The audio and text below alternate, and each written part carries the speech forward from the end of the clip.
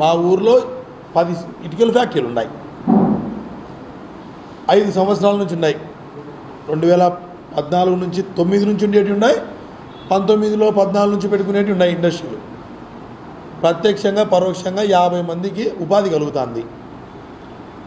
ఆ ఇండస్ట్రీలకు నోటీసులు పంపిస్తాడయ్యా, ఇండస్ట్రీలు ఆపమని, కరెంటు కట్ చేయమని కరెంటులకు లెటర్ పెడతాడయ్యా.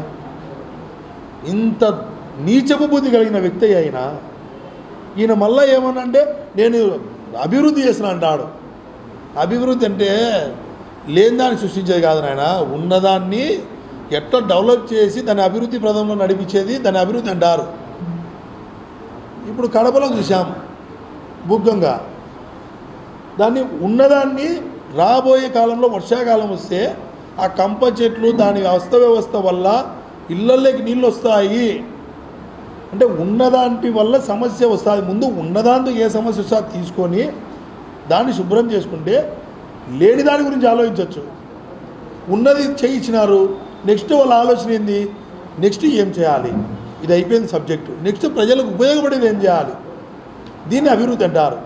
ఉన్నదాన్ని వదిలేసి నేను ఒకటి తెస్తానా అంటే ఉన్నదాని వల్ల నీళ్ళు వచ్చి కడప మునిగిపోయినాక నువ్వేం చేస్తావు, నేనేం చేస్తా, కొత్తదాన్ని తెచ్చి ఏం చేస్తాం నాయన. ఉన్నదాన్ని మీరే చెప్పండి. బుగ్గంక ఇప్పుడు ఎంత పరిశుభ్రకరంగా ఉందో మీరే చెప్పండి. అది డబ్బు ఎంత అయిందనేది మనకు అనవసరం. ప్రజలకు మేలా కాదా, ప్రజలకు అవసరం. నువ్వు చెయ్యవు. నువ్వు పోట్లవతిలో చెప్పినా కదా, మొన్న ఒక 30 మంది మాకు మినిస్టర్లు వచ్చారు, మంత్రులు వచ్చారు, ఎమ్మెల్యేలు వచ్చారన్నావు. ఆయన 5,000 మంది ఓట్లు, 9,000 మంది జనాభా. కనీసం ఒక సెంట్రల్ మినిస్టర్ వచ్చినాడంటే ఎంతమంది ఇంటికాడికి పోతారు మీరే చెప్పండి. 9,000 మంది జనాభా ఉంది, ఎంతమంది పోతారు? ఓ 10% వేసుకున్నామా? లేదులేండి, ఒక 5%, 450 మందినా పోతారా? ఎంతమంది వచ్చినారో నేను మినిస్టర్ గారిని అడుగుతున్నా. మీరు యాడికి పోయిన రామ్మోహన్ నాయుడు వచ్చినాడంటే ఎవరా తెలియని వ్యక్తి? తెలియని వ్యక్తి ఎవడు, తెలియని యూత్ ఎవరైనా ఉన్నారా?